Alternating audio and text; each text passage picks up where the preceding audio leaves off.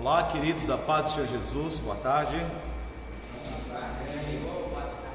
Paz do Senhor Jesus. Começamos mais uma maratona de estudos, teológicos. Estamos estudando teologia básica e eu quero falar hoje sobre teontologia.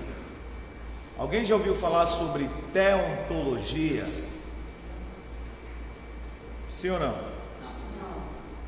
Basicamente é um estudo sobre a doutrina de Deus, Então nós vamos estudar as doutrinas que abordam sobre o nosso Deus Criador dos céus e da terra. Aconteceu um pequeno problema aqui, mas já está reiniciando. E aí eu quero que você acompanhe a sua apostila, você aí de casa acompanhe com a Bíblia. E nós vamos estudar sobre a doutrina de Deus. A primeira pergunta que eu quero fazer para vocês é o seguinte: como sabemos que Deus existe? Quem pode falar para mim?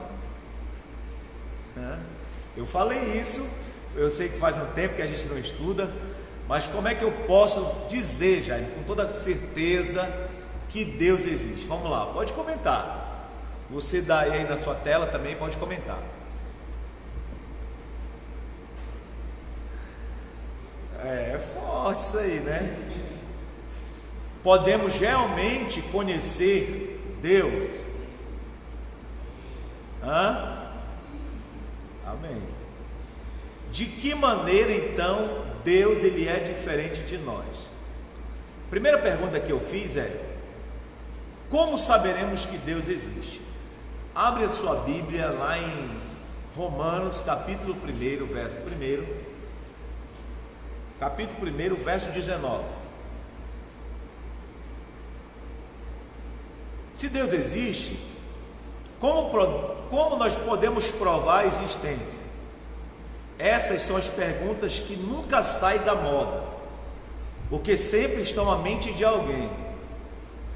Mas não existe outra maneira de responder a elas, a não ser pela palavra de Deus. Então, se alguém te perguntar: de que forma eu posso provar a existência de Deus? Aí você diz: existe um livro chamado a Bíblia Sagrada, e a Bíblia fala sobre esse Deus. Que Deus é esse? O Deus dos hebreus, que era adorado, que era conhecido lá naquela região do Oriente Médio, e que foi propagado para todas as nações. O que o cristão ele aceita como verdade? Através da sua fé. Então a fé, ela gera no coração do cristão. Quem é o cristão? É aquele que segue a Jesus. Por isso que nós somos chamados de cristão, por causa do cristianismo que foi fundado quando ele veio, pregou o evangelho do reino dos céus, quando ele começou a curar, quando ele pregou sobre o amor e sobre a morte e a ressurreição. Não foi ele que estabeleceu o cristianismo, foram os seus discípulos, foram a igreja primitiva, e eu já fiz um comentário sobre isso para vocês, ok? Agora, que fé é essa?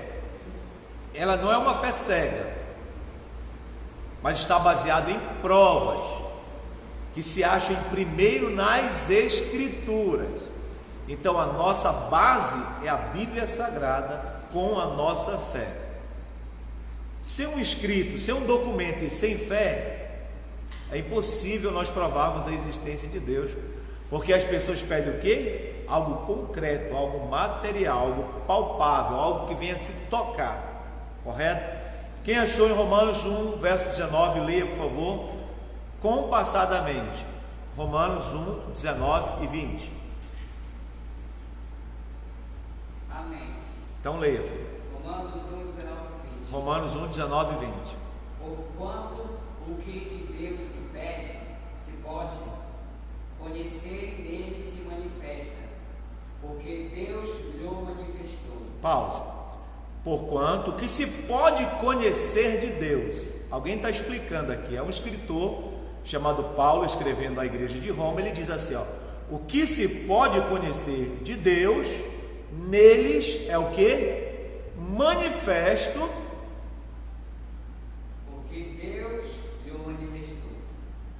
Em outra tradução diz assim: porque neles é manifestado. Aí verso 20. Porque as suas coisas invisíveis. Porque suas coisas invisíveis. Desde a criação do mundo. Desde a criação do mundo. Tanto o seu eterno poder. Como a sua divindade. Então, como é que eu posso provar a existência de Deus? Através das Escrituras Sagradas. Muito obrigado.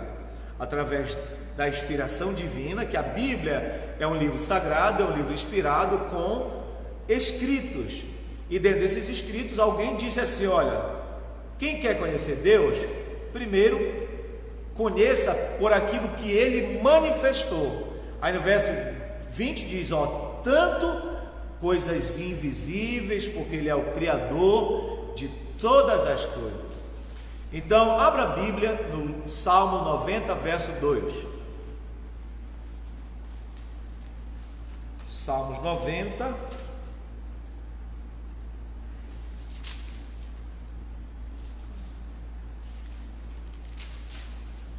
verso 2. Olha o que diz aqui: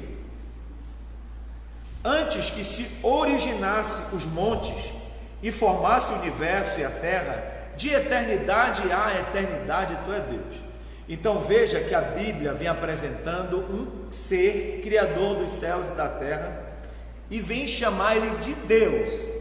Fala aqui de poder, aqui fala de eternidade, aqui fala de antes de se formar o mundo ou tudo que exista, já está fazendo uma declaração. Então a Bíblia é categórica para provar a existência de Deus. Quando ela diz: tu és Deus. Gênesis capítulo 1, verso 1. Veja que o escritor Moisés, muitos dizem que foi o Moisés que escreveu o livro de Gênesis, outros dizem que foi Jó, mas vamos ficar com a Bíblia do jeito que ela está, simples, mas muito fácil de aprender, e vamos ler nessa versão que está aí com você, e na minha versão está assim: no princípio criou Deus os céus e a terra, entretanto era sem forma e vazia, e a escuridão cobria o mar, envolvia toda a terra, e o Espírito de Deus se movia sobre a face das águas. E disse Deus: haja luz. Quem disse? E houve. Viu Deus. Quem viu? Que a luz era boa, e separou a luz das trevas. E chamou. Quem chamou? Luz de dia, e as trevas chamou noite. Então houve tarde e manhã o dia primeiro. Depois Deus disse: haja entre as águas o limite para separá-las em duas partes. Fez, portanto, Deus o firmamento e separou as águas estabelecidas abaixo desse limite das que ficaram por cima, e assim aconteceu. E Deus ao firmamento deu nome de céu, e a tarde passou e raiou manhã, e se foi o segundo dia. Então disse Deus: que as águas estão sobre o céu se reúnam num só lugar, a fim de que apareça a parte seca. E assim aconteceu. Deus outorgou o nome de terra para a porção seca, e a massa de água que se havia ajuntado, e ele chamou de mares. E observou Deus que tudo isso era bom. Veja a narrativa do escritor detalhando um ser chamado Deus. Na Bíblia hebraica é chamado de Elohim, que é deuses. Eu já ensinei para vocês que a palavra Elohim tem um sentido de deuses. Aí dentro da nossa visão cristã, que nós acreditamos que é o Deus Pai, Deus Filho e Deus Espírito Santo. Veja como é que ele é detalhista, como é que o escritor narra a forma que esse ser ele começa a criar as coisas de forma organizada. Primeiro ele cria os céus, depois ele cria a terra. Mas veja que esse ser criador, ele cria daquilo que não existe nada. Isso é meio difícil de entender. Como criar do nada? A palavra hebraica para bara significa criar daquilo que não existe. Então Deus criou o nada para criar do nada as coisas e ver existir. Vai entender Deus. Esse é um dos atributos de Deus. Nós chamamos, dentro dos atributos de Todo-Poderoso. Quer dizer, ele tem todo o poder e pode criar de todas as formas, de todos os jeitos, e ele é capaz suficientemente de criar do nada. Então a Bíblia, esse livro que eu li, eu expliquei para vocês na aula de bibliologia, nós temos o quê? Nós temos a certeza ou a pressuposição, a existência de um Deus em sua declaração inicial, quando nós vemos ele criando os céus e criando a terra. Não somente descreve a Deus como o Criador de todas as coisas, mas também como sustentador. Abra a Bíblia em Hebreus capítulo 11, versículo 3. Eu falei que nós vamos usar muito a Bíblia, e precisamos usar a Bíblia. Teologia sem a palavra de Deus é mesmo que tentar beber água sem a água. Isso, mesmo que tomar açaí sem farinha. E eu já gosto de açaí com tapioca. Eu sou Nutella nesse sentido aí. Ok? Então veja o que diz Hebreus capítulo 11, verso 3. Leia pausadamente, por favor. Eu quero a participação de vocês. Eu quero que vocês perguntem, por favor. Para isso estamos aqui. O que diz lá? Hebreus 11, verso 3. Diz assim: pela fé entendemos. Pela fé entendemos que os mundos, vamos parar para pensar, está no plural. Os mundos, imagine comigo, mundo físico, mundo espiritual e mundo universo, ok? No mínimo, 3 mundos aqui, continue. Os mundos, pela palavra de Deus. Pela palavra de Deus, o quê? Continua. Foram criados de maneira que aquilo que se vê não foi feito do que é aparente. Muito obrigado. Lembra quando eu falei para vocês o Deus Criador que cria do bara, que é cria do nada?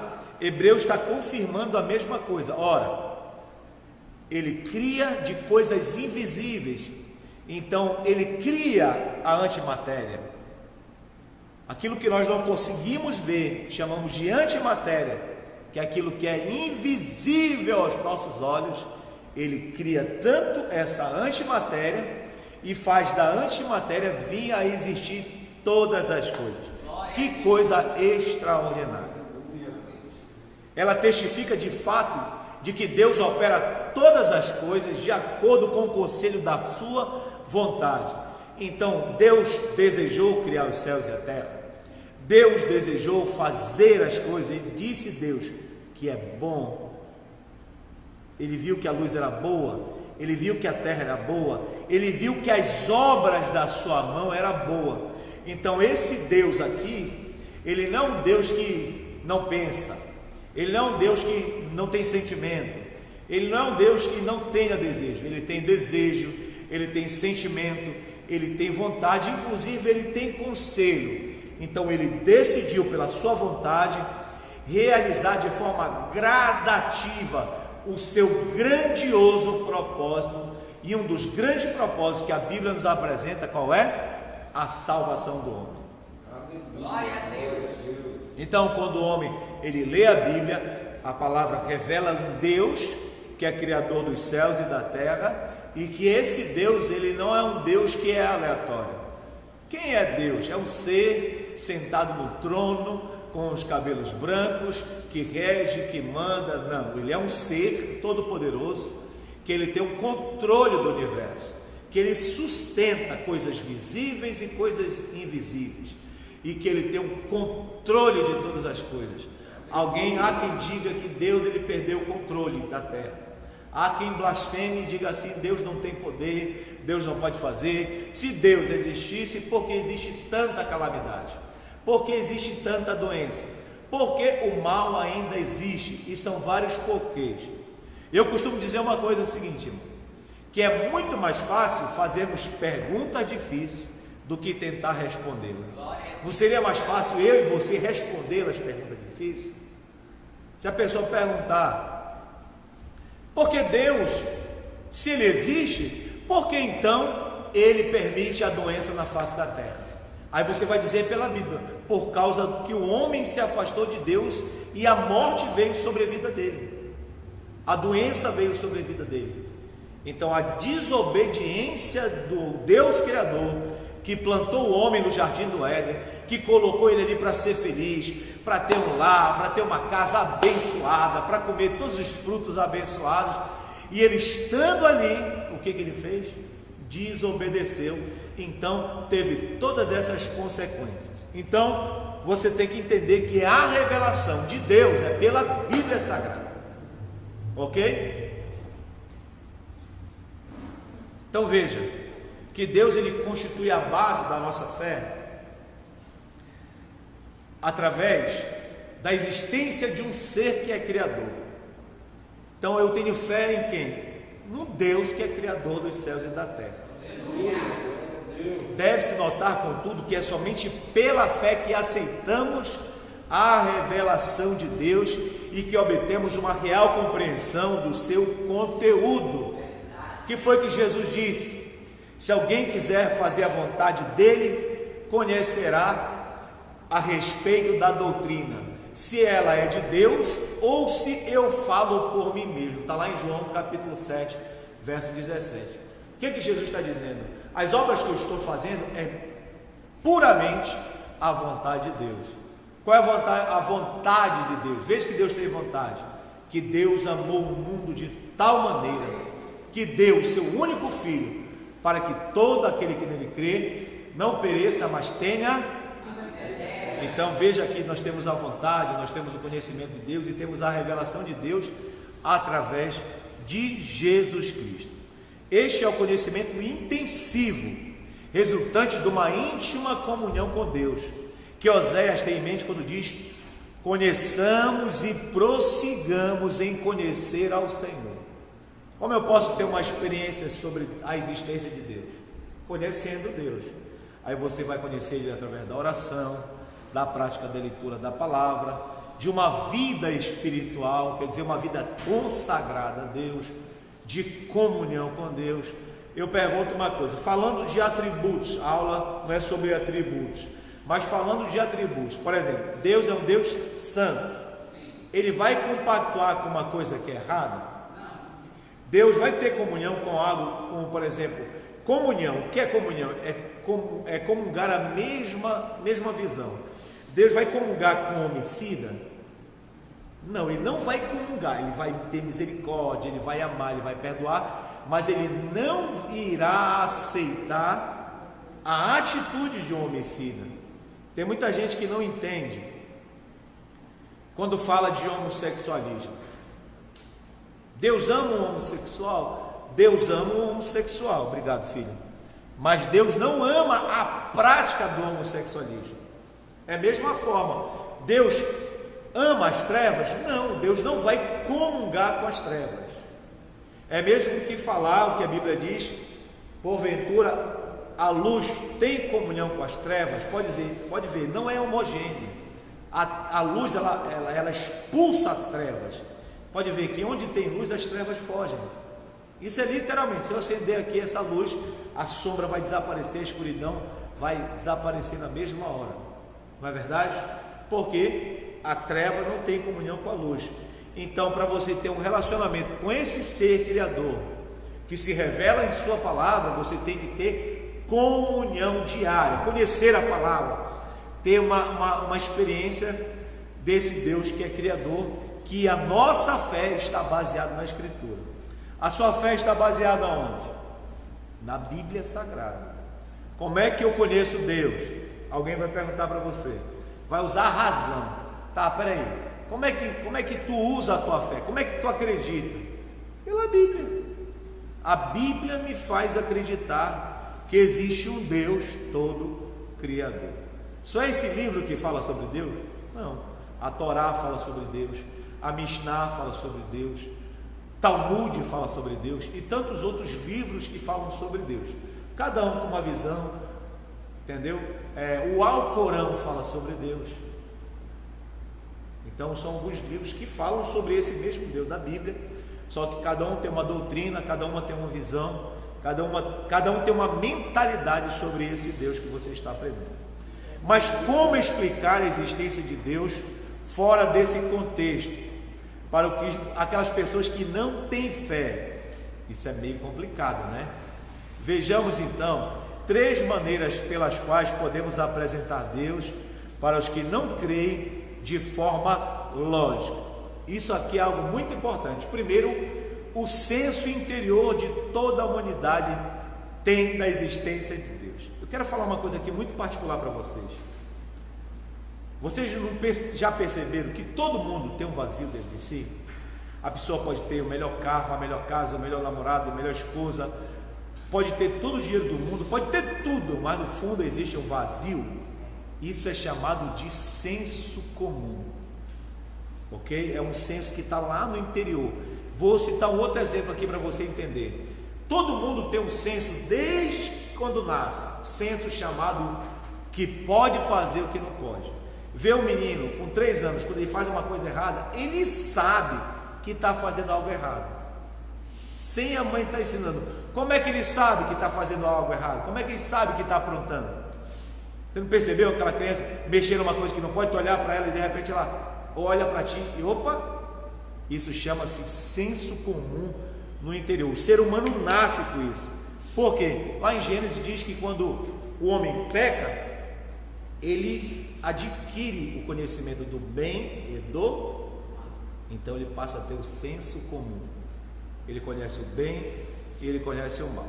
Todas as pessoas no mundo inteiro possuem um profundo senso da existência de Deus, de que existe um Criador de todas as coisas.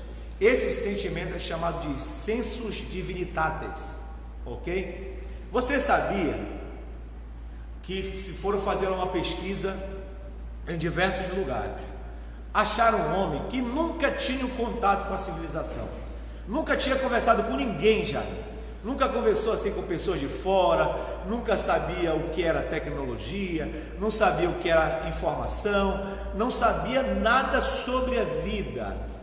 Ele morava isolado numa ilha, e chegaram, conversaram com ele e conhecia que existia o ser humano, mas também ele sabia que existia um Deus Criador. A pergunta que eu faço para vocês: como é que aquele homem que não tinha informação nenhuma, ele acreditava que tinha um Criador? Aí a repórter perguntou para ele, ele disse: olha para o céu, olha para essas plantas aqui que eu trabalho, só obra de um Criador que é capaz de fazer isso aqui, porque o homem não tem como ele inventar a semente nasce, porque ela veio de uma árvore, e a árvore quando cresce, ela faz gerar outra semente, que geram outras árvores, e assim sucessivamente, mas alguém teve que criar a primeira semente. Quando lemos a Bíblia, o que foi que Deus disse? Que haja semente conforme a sua... Como é que esse homem tem essa sabedoria?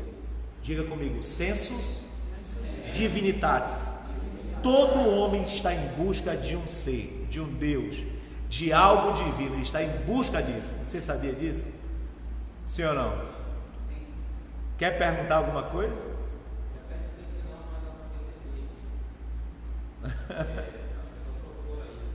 A pessoa procura, ela tem um senso, ela tem um desejo, ela tem um vazio na sua alma. Até os gentios conhecem a Deus, porém não glorificaram como Deus, nem lhe renderam graça. Isso é uma passagem do apóstolo Paulo, escrevendo aos Romanos, que os homens se tornaram loucos pelos conhecimentos, pela ciência, pela filosofia, pelas ideias, mas eles chamam, Paulo chama esses homens de louco, porque essas pessoas conhecem toda a ciência do mundo, mas não conseguem glorificar um Deus que é todo criador. Eles rejeitam a verdade da divindade, trocando assim por mentiras, de forma intencional, sugerindo um pré-conhecimento ao respeito do caráter de Deus. Então veja que todo conhecimento de Deus, o que se pode conhecer de Deus, está manifesto nas obras da sua criação, amados. Como é que eu posso provar a existência de Deus? Pelas obras da sua criação. Veja no livro de Salmos. Abre em Salmos 14, verso 1.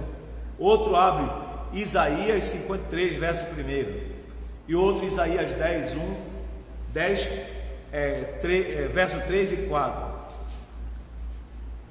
Veja que o pecado e o obscurecimento e o entendimento levam o homem a negar a existência de Deus ou tirá-lo de sua vida. Olha como o homem tira Deus da sua vida. Veja aí, Salmo 14, 1. Aqui, Leia. a nova versão na linguagem de hoje, os tolos pensam assim. Os tolos pensam assim. Em outra tradução fala os ateus, em outras os nécios. Para mim, Deus não tem importância. Deus não tem importância. Isaías 53, 1. Quem achou? Pode ler, filho. Quem deu crédito à nossa pregação? Quem deu crédito à nossa pregação? Quer dizer, as pessoas estão pregando a Bíblia aqui, o profeta Isaías está dizendo, estamos falando a respeito de Deus, né, Jair? Mas aí ele faz uma reclamação. Quem pode acreditar em nossa pregação? E a quem se manifestou o braço do Senhor? E a quem se manifestou o braço do Senhor? Abre Isaías 10, capítulo 10, verso 3 e 4. Pode ler, quem achou? Pode ler, filho. Mas que farei vós no dia da visitação? Mas que farei vós no dia da visitação? E na desolação, E na desolação, que há de vir de longe? que há de vir de longe. A quem recorrereis para obter socorro? A quem recorrereis para obter socorro? E onde deixareis a vossa riqueza? E onde vai deixar a vossa riqueza? Mas nada resta senão curvar-nos entre os presos, ou cair entre os mortos. Com tudo isso não se apartou a sua ira, mas ainda está estendida a sua mão. O que nós estamos vendo nesse texto aí? Que as pessoas, elas estão preocupadas com os problemas, mas onde elas vão colocar confiança no dia da sua morte? Como é que elas vão pegar a riqueza que elas possuem? O que elas vão fazer? Ou no dia da ira de nosso Deus, o que essas pessoas vão fazer? Elas andam errante e não procuram um consolo. É isso que o profeta está dizendo. Eles devem procurar o consolo, porque a mão do Senhor está estendida, mas ele diz, onde nós podemos nos amparar? Como é que nós vamos buscar? Eles não acreditam em Deus, ok? E por que a pessoa não acredita em Deus? O pecado, ele escurece a mente, ele entenebrece o entendimento do homem. Pode ver que o homem, quanto mais ele faz o mal, mais ele quer fazer e menos ele quer Deus. Hoje eu escutei um testemunho de uma pessoa que era crente e que era da igreja, e ela cometeu um delito, matou uma pessoa. E aí alguém perguntou para ela, mas e aí? Você sabe que você vai para o inferno, você está em pecado? Usou a questão do inferno para ela. E essa pessoa tentou se justificar de todas as formas. Mas quanto mais essa pessoa ela faz o mal, mais ela está praticando as obras da carne, está pecando contra o conhecimento de Deus. Qual foi o mandamento que Deus disse? Não? Então essa pessoa, será que ela está esclarecida para Deus? Será que ela está temendo a Deus? Infelizmente, por causa e é só uma atitude que a gente faz. Se cometeu um delito, eu me afasto de Deus. Como é prejudicial o pecado? É isso que a lição está nos ensinando. Que essas pessoas que nós acabamos de estudar, elas só não têm o entendimento porque elas praticam o pecado. Em contrapartida, na vida do crente, esse senso interior se consolida, tornando-se cada vez mais forte e levando-nos a uma comunhão e íntimo relacionamento com Deus. Veja a diferença do crente agora, que ele procura andar na luz, mesmo cometendo pecados, mas se arrependendo, né, lutando.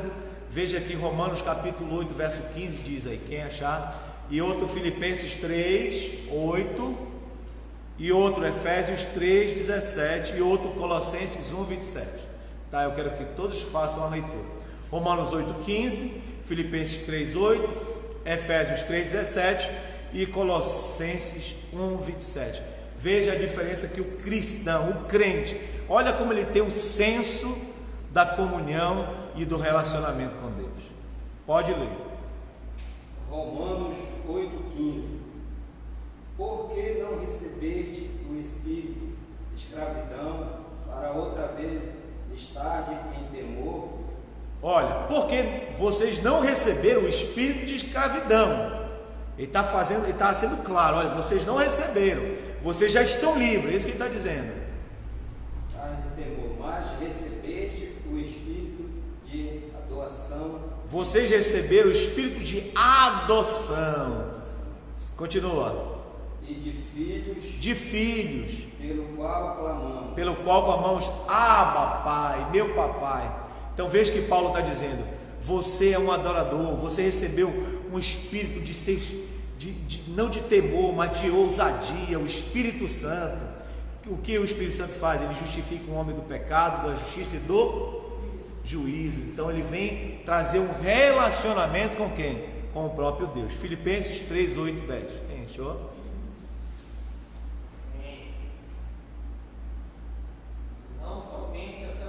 Não somente essas coisas,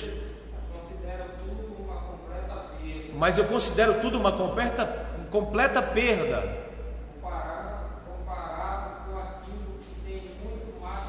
comparado com aquilo que tem muito mais valor. Isto é, conhecer completamente Cristo Jesus, o meu Senhor. Joguei tudo fora como se fosse